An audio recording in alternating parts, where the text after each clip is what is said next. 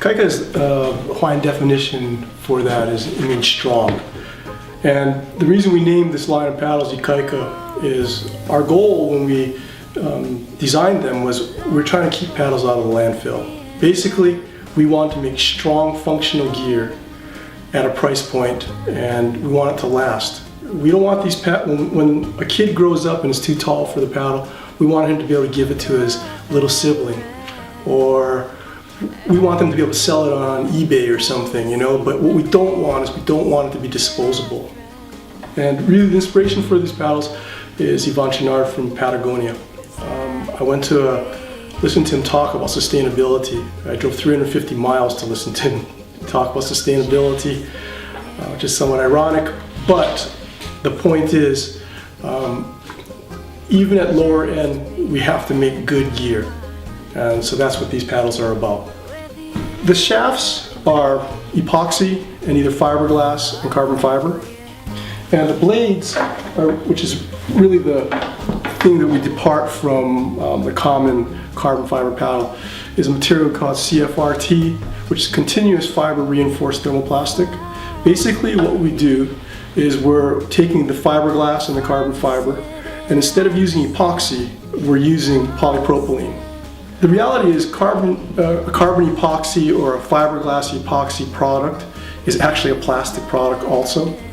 And those, generally speaking, epoxy, polymer that's used to bond everything together, you can think of it as cement that holds the fibers together. What it's real good at is it's real good at making stiff and light objects. One of the things that CFRT excels at is impact strength. And best way to just show you. Not everybody has a sandy beach to paddle on. This paddle, if you paddle in the rocks or you're rough on things, it's the perfect material. We think this is a really good material for a price point paddle for a number of reasons. One is obviously high impact strength. Typical customers looking for price point types of things are going to be harder on it than, say, a racer looking for a custom carbon fiber paddle. You can bounce this thing off the bottom of a rock. You can, you know, it's made for just perfect for kids and for beginners. By the same token, I wouldn't hesitate to race with this paddle. It's that good. These white strands are fiberglass, and basically these strands, as I said, this is CFRT, continuous fiber reinforced thermoplastic. The continuous means the strands run full length.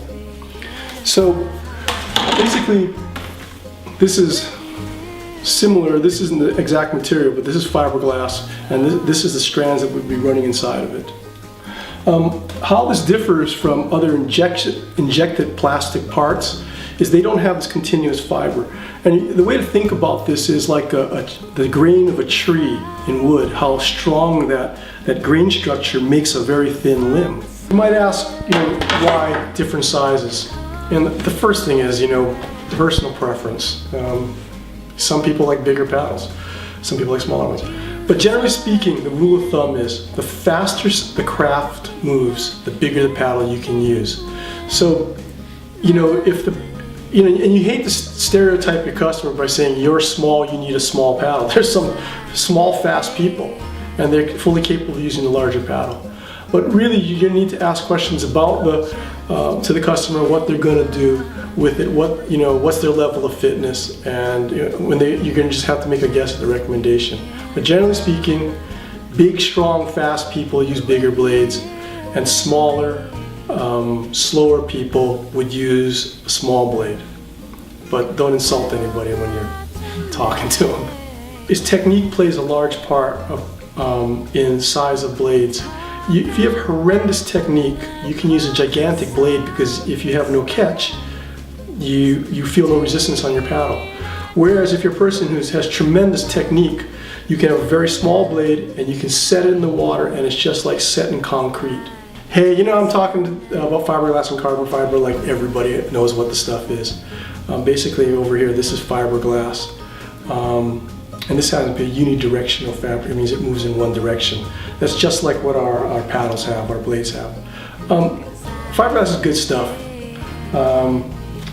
But if you want the lightest and stiffest, what you're going to use is carbon fiber. And the carbon fiber probably costs 4 times what fiberglass costs. And basically, that's why carbon fiber products cost a lot more than fiberglass products. If you look at the differences in our Ikaika line, you'll see that we have 100% fiberglass shaft in our poo-poo, which is the green paddle. And then it goes up to 100% carbon fiber in our black paddle, which is the Laola. It's like, why would we use the different fabrics? Well, basically, the only way to get the price of the poo-poo down to the $149 price point is by using a less expensive material. And that's why we use the various materials in the different paddles.